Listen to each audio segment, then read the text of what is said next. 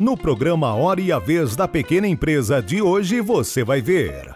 Uma recente pesquisa realizada pela Fundação Getúlio Vargas a pedido da Confederação Nacional da Indústria mostra que um funcionário tem um custo à empresa de até 2,8 vezes o salário registrado em carteira. Saiba mais sobre esta pesquisa com o Dr. Marcos Tavares. Na última semana, o SINP recebeu visita da Indaco Itália, a fim de promover serviços estratégicos para a internacionalização de cooperativas e empresas. Acompanhe mais detalhes sobre este encontro. Atualmente, muito se diz sobre sustentabilidade. No quadro Pequena Notável, conheça uma empresa que saiu à frente do mercado e trouxe um produto que, além de não prejudicar a natureza, é prático e inovador. Entre os dias 29 e 31 de maio aconteceu a 17ª edição da Exposição Internacional de Tecnologia para a Indústria Cosmética, a FCE Cosmetic. A equipe do programa marcou presença no evento e trouxe muitas novidades a você. E ainda, acompanhe uma entrevista exclusiva com o presidente do Instituto Ascende Brasil, Cláudio Salles.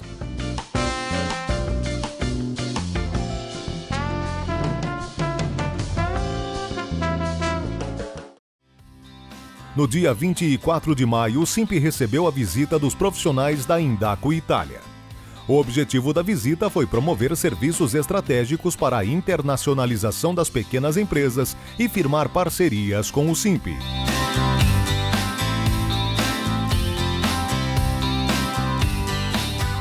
Hoje, com muita alegria, estamos recebendo representantes internacionais da Indaco, através do nosso parceiro aqui no Brasil, que é a Unisol, exatamente para falarmos de relações internacionais referentes à micro e pequena empresa, cooperativismo italiano e o cooperativismo brasileiro. Esperamos que seja o início de uma longa caminhada e que possamos ter desdobramentos concretos em seu benefício, micro e pequeno empresário, cooperativismo em Brasil. Nosso objetivo é facilitar a conexão entre este mundo brasileiro de pequena e média cooperativa e também pequena e média empresa e cooperativa italiana. E nessa relação, tentando estimular negócio entre as cooperativas dos países, também estamos buscando a interlocução com as micro e pequenas indústrias do estado de São Paulo e do Brasil, e temos na relação com o SINP uma parceria estratégica importante para ampliar esse ambiente de negócio, esse ambiente de desenvolvimento econômico sustentável para o nosso país, para as nossas cooperativas, para as nossas indústrias do estado de São Paulo. Lei Geral das Micro e Pequenas Empresas. O Brasil cresce. É simples. É super simples.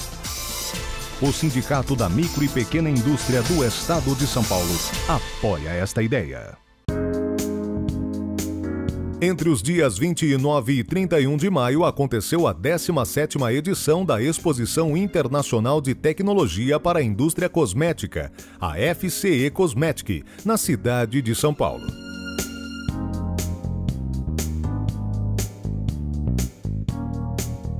Considerada a maior feira do setor, a FCE Cosmetic expôs todas as novidades em embalagens, matérias-primas, equipamentos e serviços. A exposição contou com representantes de 8 países, entre eles Estados Unidos, Alemanha, Itália e Japão, além de 600 expositores e mais de 24 mil visitantes.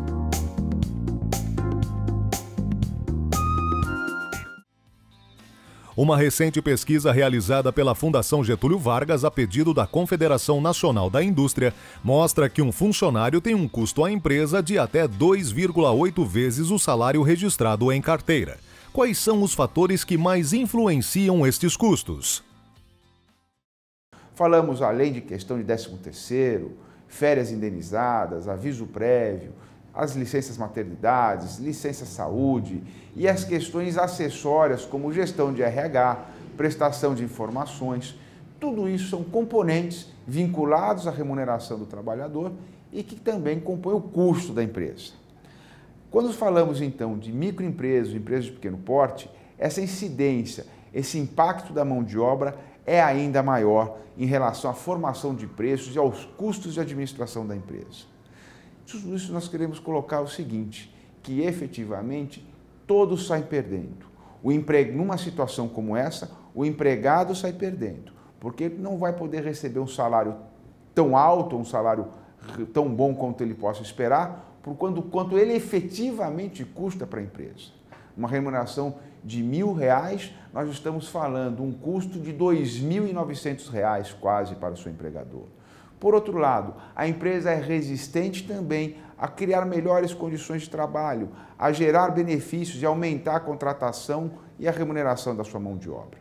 Tudo isso por conta de burocracia e custos elevados. Aí, novamente, o que nós aqui várias vezes colocamos, a necessidade de uma revisão na questão trabalhista, não só da CLT, uma questão em relação a todas as obrigações acessórias, permitindo assim que o empregado receba melhor, trabalhe melhor, que o empregador também possa investir melhor nessa sua mão de obra. Esse é mais um trabalho que o SIMP tem, procura desenvolver para que haja uma maior integração entre capital e trabalho, melhores condições aos trabalhadores e uma atividade mais ampla, mais diversificada e mais proveitosa e lucrativa para o empregador. Esse é o trabalho do SIMP, essa é a direção que nós estamos seguindo. As micro e pequenas empresas já são 7 milhões em todo o Brasil e representam 22% do PIB nacional. 60% da mão de obra com carteira assinada trabalham em micro e pequenas. Por tudo isso, a Secretaria Especial para este setor é tão importante para o Brasil, para a nossa indústria, para o fortalecimento do mercado interno e para o aumento da nossa competitividade. Secretaria Especial da Micro e Pequena Empresa. O SIMP defende essa iniciativa. Apoie você também. Há 4 anos no mercado, esta empresa se preocupa com o ambiente e fabrica produtos de limpeza biodegradáveis. Com a grande concorrência, o empresário sentiu a necessidade de inovar e desenvolveu um produto que é novidade no mercado, dando um ótimo retorno para o negócio. Nós já estamos no mercado há 4 anos e nós estamos produzindo 7 produtos. O bastão tira-mancha, o bastão mini, o bastão limpa-tênis, o limpa-cozinha, o limpa-limo, o stop-mofo e o limpa-vidros.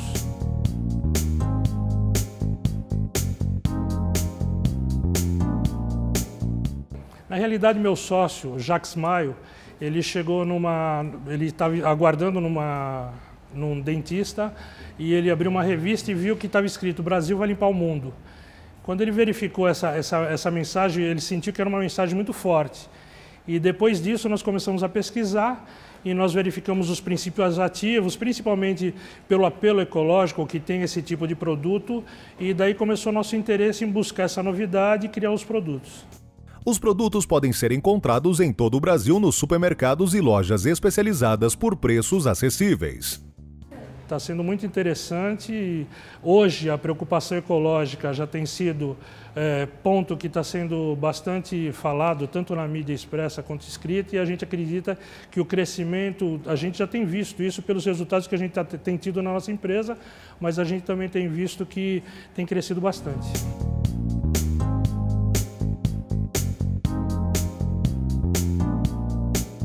A maior dificuldade que nós tivemos foi nos pontos de venda, porque esse produto tem um apelo ecológico e a gente sentia que as pessoas não estavam preocupadas com esse momento, que é um momento tanto de ecologia e quanto a saúde das pessoas que operam produtos de limpeza. Então nós começamos a utilizar displays e fazer demonstração prática nos pontos de venda, nos supermercados, com promotoras e displays também, autoexplicativos. Esta é uma empresa que vem conquistando seu espaço neste mercado tão concorrido, através de soluções práticas e inovadoras para o dia a dia de milhares de brasileiros.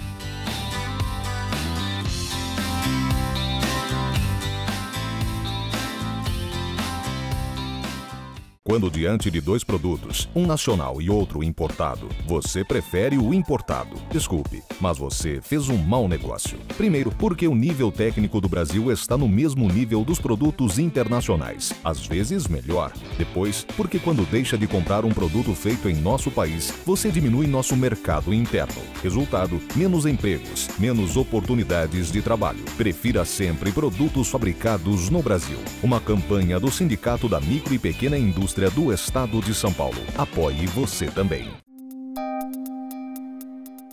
Entrevista da semana.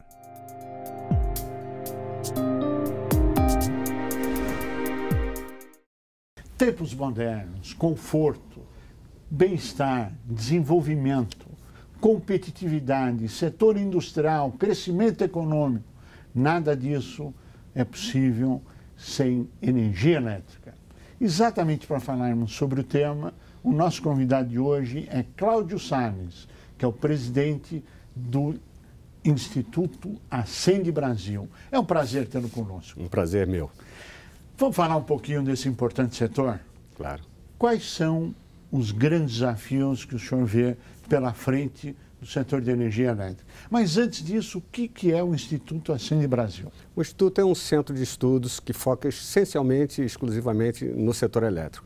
Nós fazemos consultoria, fazemos treinamento sobre questões do setor elétrico e fazemos isso de uma forma disciplinada, olhando as principais dimensões do setor: política tarifária, tributos na conta de luz, a qualidade da oferta de energia, as questões de expansão necessária do parque gerador para atender a demanda crescente, a regulação, a atuação da agência reguladora. Todos esses são os temas que nós estudamos.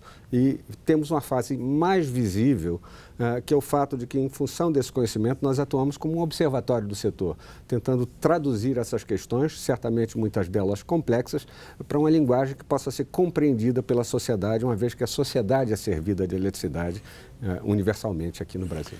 Quais seriam, na sua avaliação, os principais desafios do setor elétrico nos próximos anos? Olha, de uma forma mais ampla, o principal desafio é certamente você assegurar que exista energia disponível com qualidade para suportar o crescimento da nossa economia. A cada ano se precisa acrescentar cerca de 3.500 megawatts médios de energia. Ou vale dizer, usinas com a capacidade instalada da ordem de 5 a 6 mil megawatts. Isso é muita coisa feita por ano.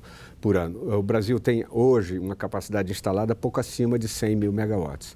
Enfim, esse crescimento da ordem de 4,5% ao ano de, enfim, novas usinas, novas linhas de transmissão, reforço, expansão da rede de transmissão, isso é um grande desafio, porque custa muito e tem que ser feito com qualidade. O outro, segundo grande desafio, é que isso seja feito de forma eficiente, eficiente no sentido mais amplo da palavra, ou seja, com qualidade na oferta e a preços a custos módicos, ou seja, que custe o mínimo possível para a sociedade. Esse é o grande desafio.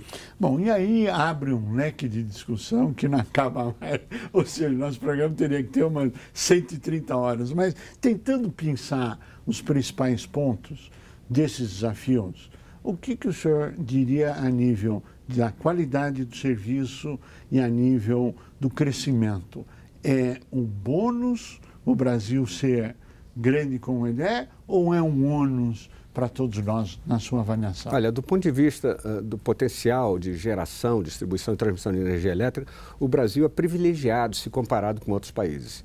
Nós temos aqui na nossa matriz elétrica, enfim, as diferentes fontes de geração de energia, uma multiplicidade fantástica. O Brasil tem predominância de energia de origem hidrelétrica, mas tem também biomassa, tem também energia eólica, energia proveniente desses cataventos gigantes que estão crescendo na sua oferta aqui no Brasil, né? Tem energia térmica também com potencial agora bastante ampliado por conta das descobertas de gás natural. Enfim, o Brasil dispõe de todas as alternativas. Eu acho que está muito bem preparado para isso. Bom, quando se fala do setor energético, necessariamente se passa por competitividade. Estudos demonstram que as tarifas energéticas no Brasil são uma das mais caras do mundo. Ao que se atribui isso? Qual a sua análise, sua avaliação sobre o tema com objetividade e sinceridade necessária? Olha, Cury, é bom que você me faça essa pergunta e que ela tenha acontecido exatamente depois de eu dizer que o Brasil tem um potencial e, teoricamente, uma competitividade fantástica na oferta de energia. Mas por que isso não é a realidade do ponto de vista da conta de luz que nós pagamos? Isso. Eu vou tentar explicar brevemente. Quando nós pagamos aqui na conta de luz R$100, né, nós não estamos pagando R$100 para a empresa concessionária, que é aquela cujo nome aparece na conta de luz. Se é em São Paulo, Eletropaulo, se é no Rio, Light, se é em Minas, Cemig. Não é para ela que vai esse dinheiro, né? Na verdade, esse R$100 ele é dividido em 4 componentes. né? 3 tem a ver com energia elétrica propriamente dita. A geração de energia, enfim, as usinas que produzem energia elétrica, né? E essa energia é vendida nos leilões organizados pelo governo. A transmissão de energia, enfim, que é trazer dos pontos em que a usina é gerada essa energia até os centros onde ela é consumida, que também, enfim, esse preço é produto dos leilões organizados pelo governo, e a distribuição de energia, esse sim que é a atividade prestada pela concessionária local, né? Tem um quarto componente que a gente não se dá muito conta, mas que individualmente é o mais pesado de todo, que são tributos e encargos. É dinheiro que é cobrado de nós, quer nas residências, enfim, nas famílias, quer nas empresas, né, independente do seu tamanho, né, para transferir para os governos, né? Claro. Isso é 45% da conta de luz. Isso é que nos faz campeão às avessas. Quer dizer, praticamente nenhum país cobra tanto imposto e encargo em cima de um produto que é de consumo universal e tão essencial como a eletricidade. A carga tributária nos outros países, comparado com a do Brasil, é similar, maior ou menor? Ela é muito mais baixa. Tem uma única exceção, que é a Dinamarca, um país de perfil socioeconômico totalmente diferente do Brasil, que por opção, por política de Estado, resolveu usar a conta de luz para subsidiar uma série de outras atividades que ele, pelo avanço da sua economia, se permite subsidiar. Mas não é o caso de nenhum outro país. Eu posso dar o exemplo do México, por exemplo, né? Eu fiz a seguinte conta, que talvez seja fácil de entender. Pegando R$100 que seja pago numa conta de luz aqui no Brasil, né? O quanto que de energia nós estamos pagando ali? Nós estamos pagando 55 só de energia, porque 45 é de tributos e encargos. Aí eu peguei esses mesmos 55 que é de energia, e somei o que o México paga de tributos e encargos para ver como ficaria a conta de luz no México.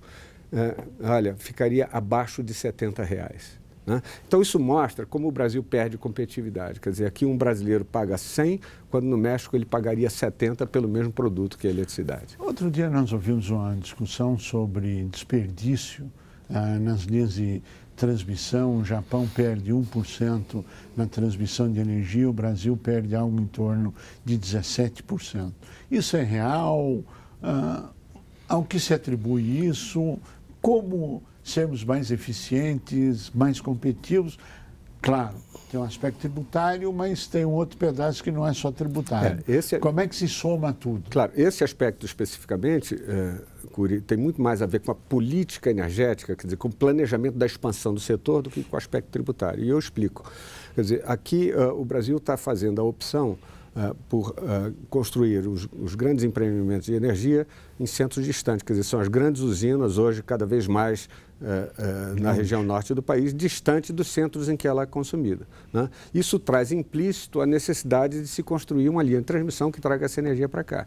E aí, fisicamente, aí é um dado físico, não é de papel, né? Você tem uma linha de transmissão, você tem fisicamente uma perda de energia que faz com que a gente tenha essas perdas que, comparadas com o Japão, um país denso, né?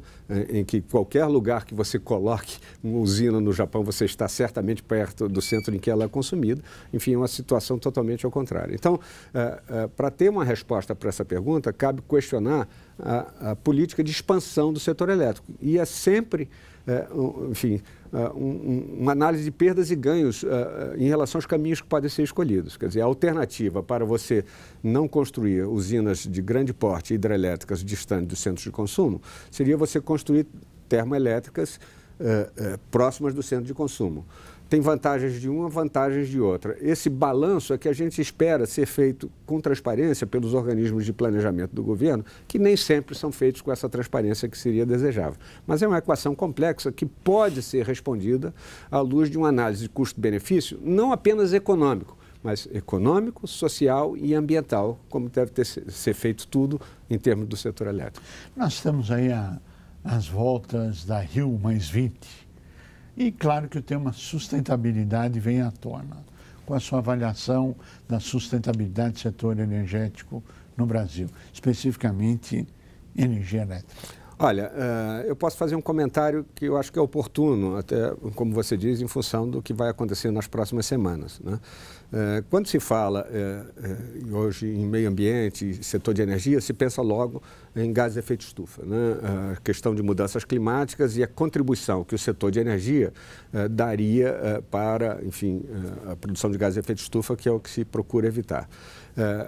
E aí o Brasil ele tem uma situação, se comparada com outros países, privilegiada. Por quê?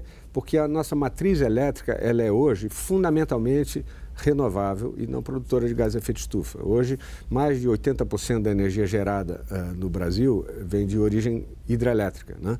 E soma-se a isso a biomassa, soma-se a isso a energia eólica, que agora começa a ganhar um certo porte, e também a nuclear, né?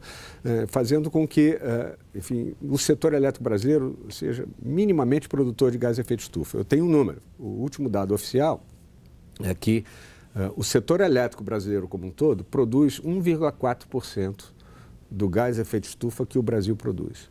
Portanto, por absurdo, se nós quisermos reduzir a quantidade de gás de efeito estufa que o Brasil produz usando o setor elétrico, a gente não vai conseguir efeito nenhum significativo, até porque se a gente apagasse o Brasil de eletricidade, enfim, simplesmente não acendesse mais nenhuma lâmpada, portanto, a um custo infinito para a sociedade, a gente só reduziria 1,4% de gás de efeito estufa. Por outro lado, é no manejo da terra, no uso da terra, principalmente nas queimadas, que nós produzimos quase 80% do gás de efeito estufa do Brasil. Aí, com um pequeno esforço, com um pequeno investimento, a gente consegue fazer uma grande redução. Então, é importante a gente ter isso presente, porque muitas vezes grupos de pressão que vêm defender um tipo de fonte de energia em detrimento de outro, tenta aplicar no Brasil a mesma régua de análise do gás de efeito estufa que existe na Europa ou nos Estados Unidos, mas numa realidade que é totalmente diferente. Então, acho que a sociedade tem que estar atenta, porque o Brasil tem uma matriz elétrica bastante virtuosa, tem um potencial bastante diversificado e pode, sim, planejar melhor para ter certeza de que está escolhendo os melhores caminhos do ponto de vista social, ambiental e econômico para a nossa sociedade. Qualidade de energia elétrica no Brasil, na sua avaliação? Olha, eu posso lhe dar os dados oficiais. Certamente, quando a gente pergunta sobre a qualidade da oferta de energia, vem duas coisas na cabeça. Primeiro, o que nós vivemos lá na época do racionamento, que simplesmente faltou energia para o país.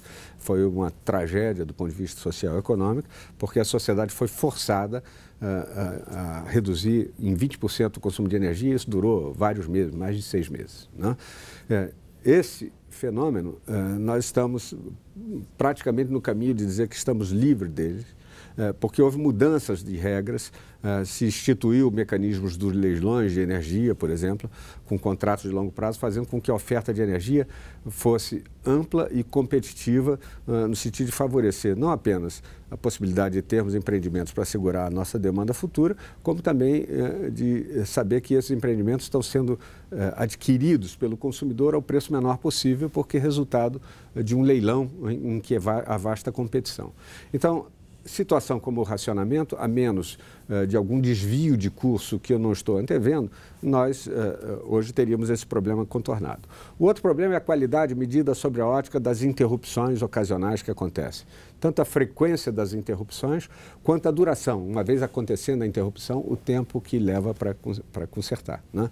E aí, o dado oficial da ANEEL indica que nos últimos anos essa qualidade tem melhorado e melhorado bastante. São dois índices, o DEC, que é a duração das interrupções, e o FEC, que é a frequência das interrupções, eles têm descido e eles são parâmetros que impõem obrigações às empresas concessionárias que têm que atendê-los, sob pena delas terem penalidades econômicas na sua receita, né?